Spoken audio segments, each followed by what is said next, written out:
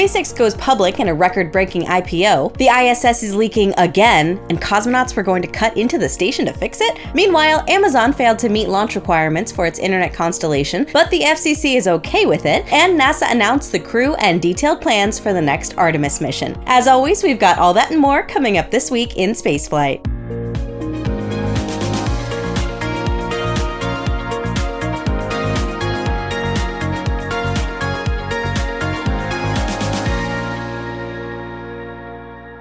We now know the astronauts who will be flying on the next mission of NASA's Artemis lunar exploration program, despite the fact that the four will be going nowhere near the moon this time around. What's more, we also got a big update on what the mission will actually look like. But first, let's meet the people who will actually fly on board the SLS rocket for this mission. First, there's mission commander, NASA astronaut Randy Bresnik. He's flown to space twice before. First in 2009 on Space Shuttle Atlantis for the STS-129 mission to the International Space Station, then returning to space on a Soyuz for a long-duration stay at the ISS in 2017. The European Space Agency's Luca Parmitano will be the pilot on Artemis III. Like Bresnik, he'll also be flying to space for a third time. His previous two missions in 2013 and 2019 were both on board a Soyuz to visit the ISS. NASA astronaut Frank Rubio will join Artemis III as mission specialist. He flew to space once before in 2022, also on a Soyuz to the ISS, for a record-breaking 371 days, the longest single-duration spaceflight for a U.S. astronaut. Finally, there's NASA's Andre Douglas, also a mission specialist. While this will be his first spaceflight, he trained and supported as a backup crew member for the Artemis II mission. Now, since this crew announcement, something that many have pointed out across social media is the lack of women. This is, after all, the Artemis, the twin sister of Apollo, mission, which was originally promoted as the program that would land the first woman on the moon. It's also hard to ignore the incredible impact that Artemis II astronaut Christina Koch has had in inspiring the next generation of women and girls in STEM. NASA Administrator Jared Isaacman directly addressed this reaction in a lengthy post and in direct replies to commenters, emphasizing that crew assignments are based on mission requirements, experience, training timelines, and astronaut availability. He noted that several of NASA's qualified female astronauts had either recently returned from spaceflight, were already assigned to upcoming ISS missions, or were supporting development work for future lunar operations. NASA's position is that the astronauts selected for Artemis III were the best fit for the mission and its objectives. Given that nearly half of NASA's active astronaut corps is now female, all-male crews have become increasingly uncommon, making this a somewhat unexpected selection. Still, as Isaacman's Inspiration 4 crewmate Dr. Siam Proctor put it on social media, congratulations! Your success will pave the way for the all-women Artemis 4 crew to the moon. A girl can dream. So, what are these four astronauts going to be doing in space? Well, originally, Artemis III was supposed to land on the moon, but that plan changed earlier this year to increase SLS's flight cadence. Instead, the mission will now hang around in low Earth orbit to test important next steps and hardware ahead of an actual lunar landing mission. First, Orion will dock with a demonstrator version of Blue Origin's Blue Moon Mark II lander. It's not the full version, but it will have a pressurized cabin that the astronauts will board to test the cabin systems and interfaces. After that, the astronauts will retreat back to the Orion capsule and undock. Then it's SpaceX's time to shine. The company will launch a Starship to participate in the Artemis III mission, but it won't be the human lander system version that's supposed to support Artemis IV. Instead, it'll be a regular Starship version 3, like the one that we saw fly last month, but outfitted with some docking hardware similar to Dragon's docking systems. Orion will dock to Starship and test proximity operations, but there's no pressurized cabin for the crew to board. These are important tests, but it's also very clear that SpaceX needs more time to get the Starship-based lunar lander ready. In addition to testing the landers, the Artemis III crew will also test the spacesuit used for lunar exploration, the AX-EMU suit developed by Axiom Space. If you want the full rundown of the mission plans, Ryan did an overview on the Breaking Space channel. Check it out, it's a great watch. With all these systems tested, NASA hopes that this mission will prepare them for Artemis IV, which will now be the first Artemis mission to land humans on our celestial companion. In the original plans, that mission was also supposed to include the Lunar Gateway Gateway space station, but those plans have since been shelved. ESA was involved with the Gateway plans as part of its contributions to Artemis, but now it has to renegotiate its position with NASA. This week, ESA Director General Josef Aschbacher confirmed during a press conference that Parmitano's participation in Artemis III are the first steps in these negotiations. So with ESA moving on, it seems that Gateway is now well and truly off the table. Whatever's going to take Gateway's place, the first step is Artemis III. So when will it launch?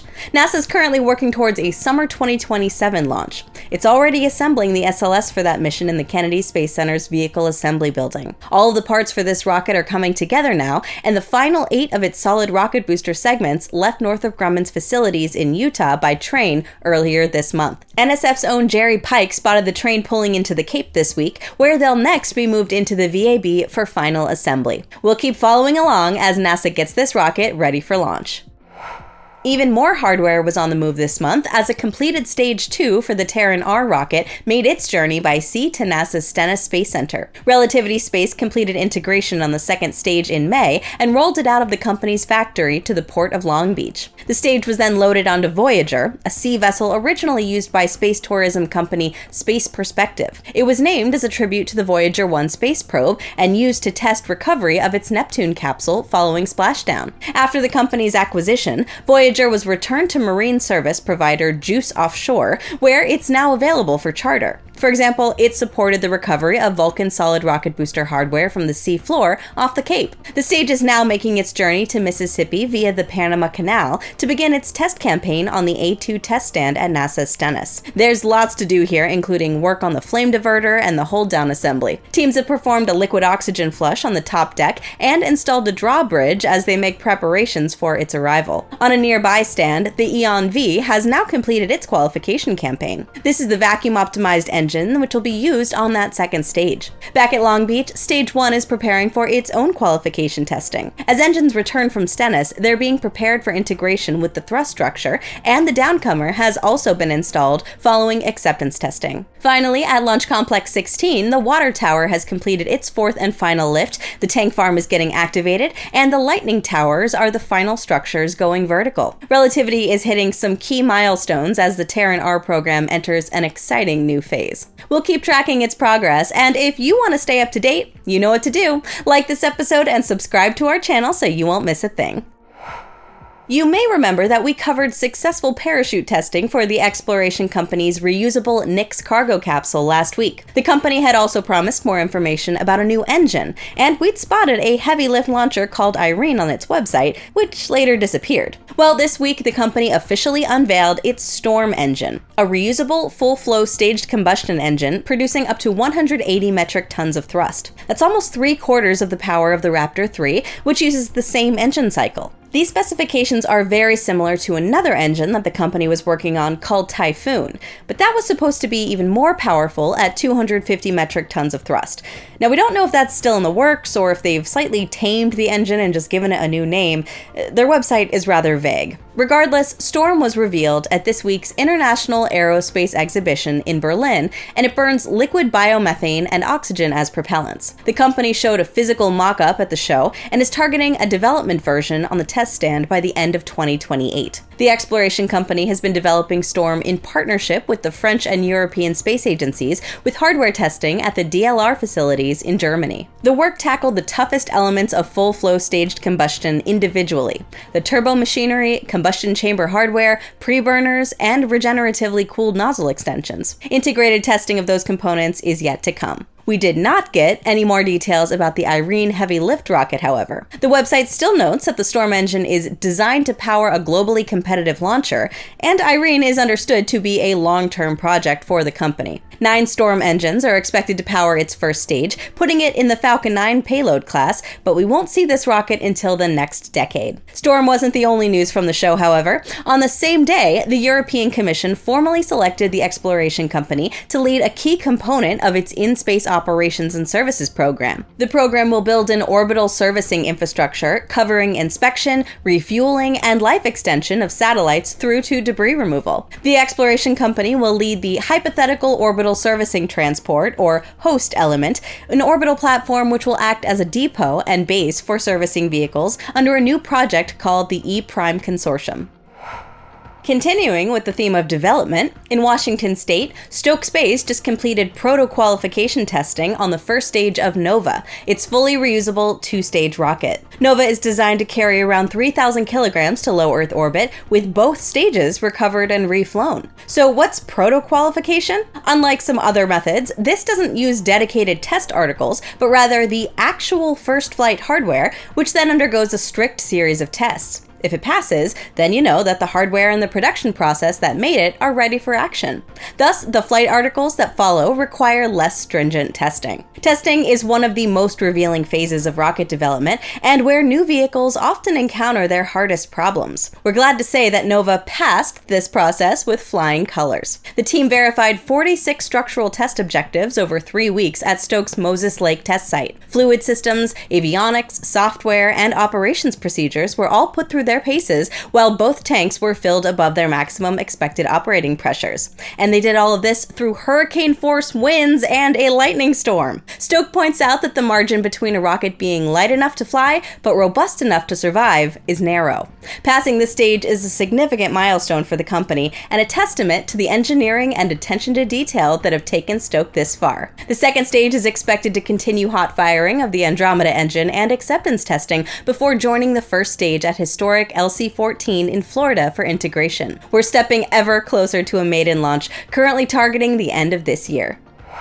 Now we'll take a look at some other stories across space, starting with the International Space Station, which is leaking. Again. Or should I say it's still leaking. And it caused NASA to put some safety procedures into motion last week. Now that doesn't sound good, and it really isn't, but it's also nothing new. So what's going on here? And should we be worried?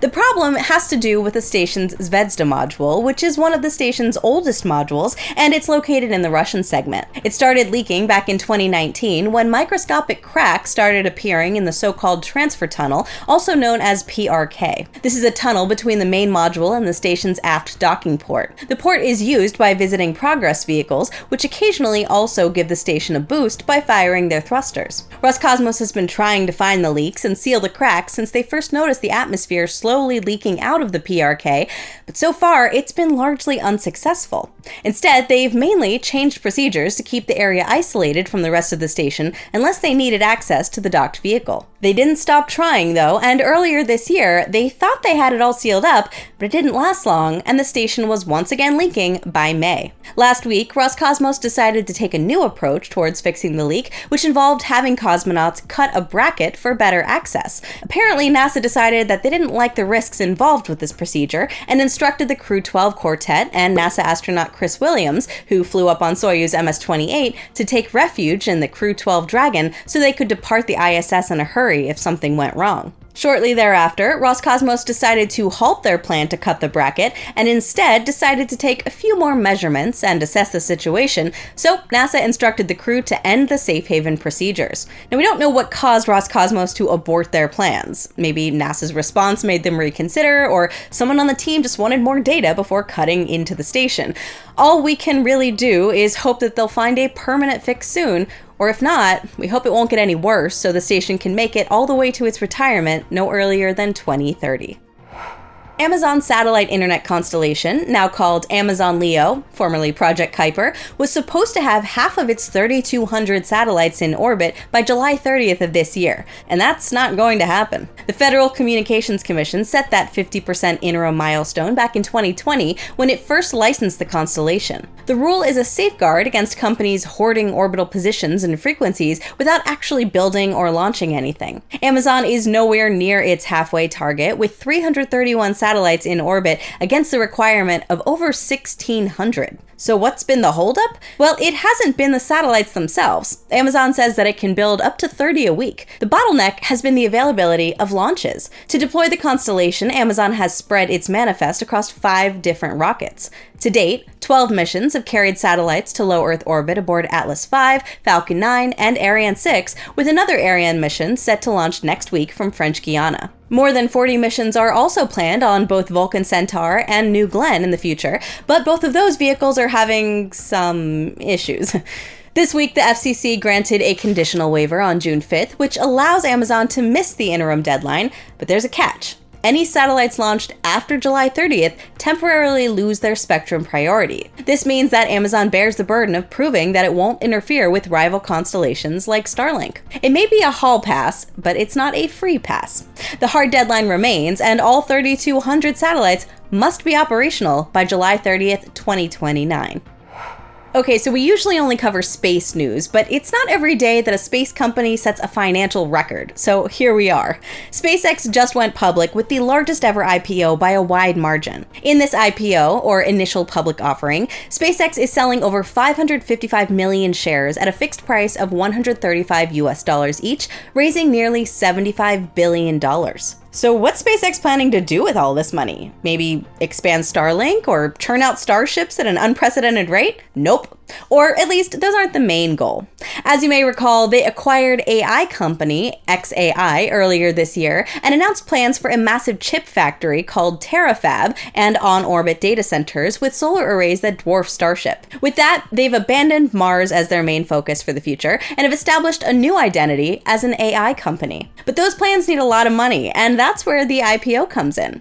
SpaceX now hopes that it can get enough investors to bank on this AI future so that it can start building it, which seems to involve a lot of launches, so this won't be the last time that you hear about this. Asteroid mining startup Astroforge has assembled the first commercial spacecraft designed to rendezvous with an asteroid. This week, the California-based company announced that it's completed assembly of Deep Space 2, its second attempt at reaching a near-Earth asteroid. Built to be low-cost and autonomous, the craft is now heading into environmental testing ahead of a launch before the end of the year. Deep Space 2 will ride as a secondary payload on a Falcon 9, carrying Intuitive Machines' IM-3 lunar lander. Astroforge's first mission launched in February last year. The craft, dubbed Odin, lost power just 300,000 kilometers from Earth when its solar arrays failed to deploy. Deep Space 2 is twice the size of Odin and carries redundant power systems designed to function even if the arrays don't fully open. It swaps Odin's chemical propulsion for Hall effect electric thrusters, while a high-resolution camera will image and characterize a metallic, near-Earth asteroid up close. CEO Matt Galich is putting the odds of success at 70 to 80%. An increase from the 30% that he gave Odin. The target asteroid has yet to be confirmed and will depend on the launch date. But with the spacecraft now built, we are getting closer to the asteroid mining era becoming very, very real. Continuing on the topic of asteroids, China's Tianwen 2 mission just met a major milestone, catching up with its destination.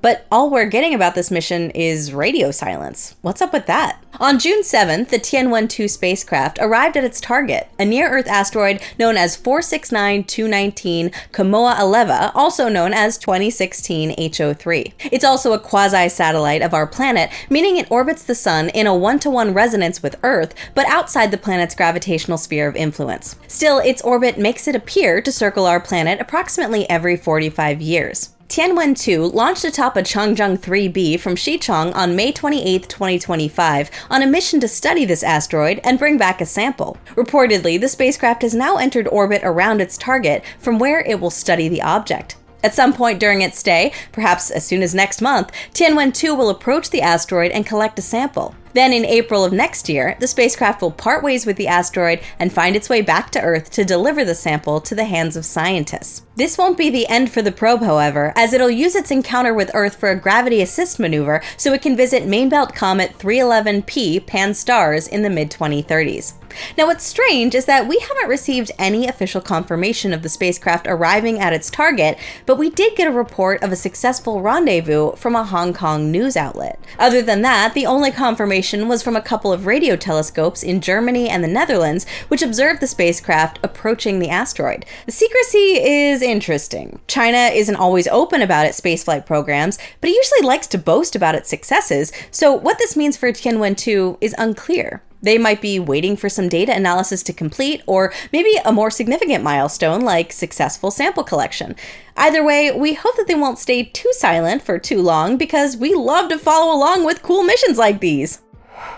Artemis III wasn't the only astronaut assignment news of the week. The seats are also filling up fast on VAST's first private mission to the International Space Station.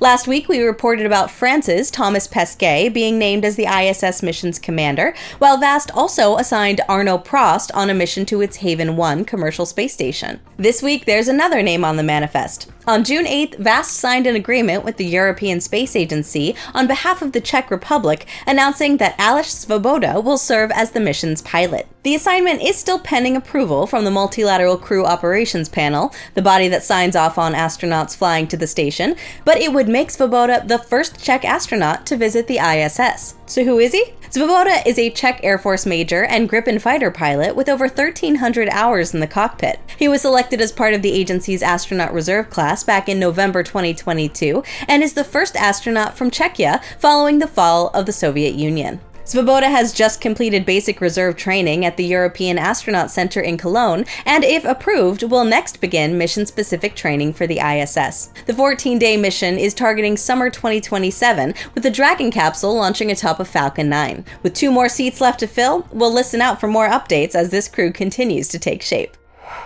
NASA's X-59 aircraft went supersonic. The agency's aeronautics division had been flying the airplane for a few months, slowly building up to this high-speed milestone. The program's goal is to make supersonic flight less disruptive for people on the ground by reducing sonic booms. X-59 does that through its shape, which is fine-tuned to reduce booms to a much quieter thump. At least, that's what it's designed to do. NASA is now putting the aircraft through its paces to ensure that the theory also works in practice. A few months into the test program, they've finally broken the sound barrier, going Mach 1.1 at an altitude of 43,400 feet, or about 13.2 kilometers. But this is only just the beginning. They've pushed the plane to Mach 1.4 at 55,000 feet, which they will soon also test flying over communities in the United States to ensure that the quieter design has the intended effect. It's great to see that NASA is still working on the first A in its name, and maybe one day we'll all get to experience the results ourselves when we board the next supersonic airliner.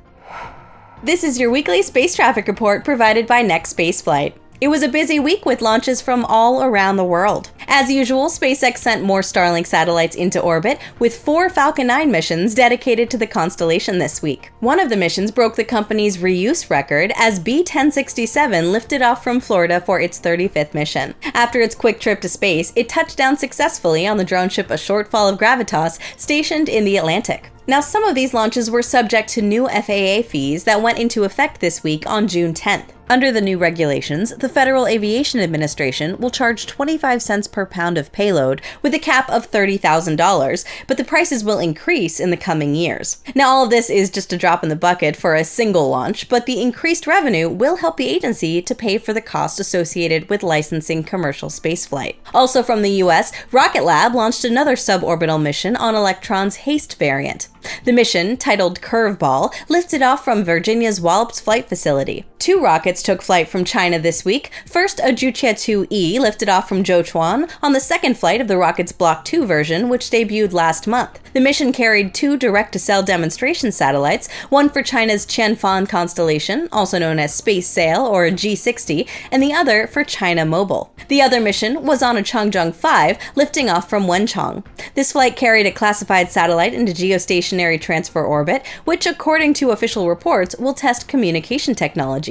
Beyond launches, China's space adventures for the week also included Tianwen 2 arriving at its destination, which we discussed earlier. Also in space, NASA's Parker Solar Probe made another close pass of the Sun, equaling its record-setting high speed and low distance to our star. The mission itself is in a bit of an odd situation, as it's technically been over since last summer. But NASA has been considering a mission extension ever since, so the spacecraft is still in full science mode during these close passes. Closing out the week, we also had the return to flight for Japan's H3 rocket. Now, if you remember, the rocket failed to deliver the Michibiki 5 satellite to orbit last December after the payload adapter with the satellite attached broke off during flight. This week, the rocket once again lifted off from Tanegashima to launch several payloads into sun-synchronous orbit, which were on board the mission, which was also a test flight for the H330 variant. This version has 3 engines on the core stage and 0 solid rocket boosters, hence the 30 in its name. We're gearing up for another busy week in spaceflight next week. SpaceX plans to launch 3 missions, one Starlink, one carrying Bluebird communication satellites for AST Space Mobile, and another for the National Reconnaissance Office. That last launch, scheduled no earlier than Thursday, will perform a return-to-launch site landing at Vandenberg, so prepare for sonic booms if you're in the area. Up in space, the Cargo Dragon for SpaceX's CRS-34 mission is set to undock from the ISS on June 16th before returning to Earth a month after its launch. Europe's spaceport in South America will see another Ariane 6 launch this week. This mission will deliver another batch of internet satellites for Amazon, making full use of the rocket's upgraded capacity. This will be the first mission with the upgraded P-160C solid rocket boosters. The performance boost allows Ariane 6's 4 booster configuration to carry 4 more satellites for a total of 36. We might see another European launch this week, as the launch window will be opening for the second flight of ESA's Spectrum rocket. That said, it feels like this rocket has been waiting on the pad in Norway since forever, so we can't promise a liftoff this week, but we can hope, right? NSF will be providing live stream production services to ESA Aerospace for this launch. Rocket Lab also has a mission planned this week, as it's getting ready to launch another Strix satellite for Synspective from its own launch complex in New Zealand. The mission, dubbed 10 Owl of 10, is set to lift off on the 17th. We're also expecting a couple of launches out of China next week, but as is usual in spaceflight, the schedule can change from day to day. So keep an eye on our next Spaceflight app and website for the latest updates. And that's your weekly update of spaceflight news. I'm Elysia Segal for NSF, and we'll see you all again next week to recap this week in spaceflight.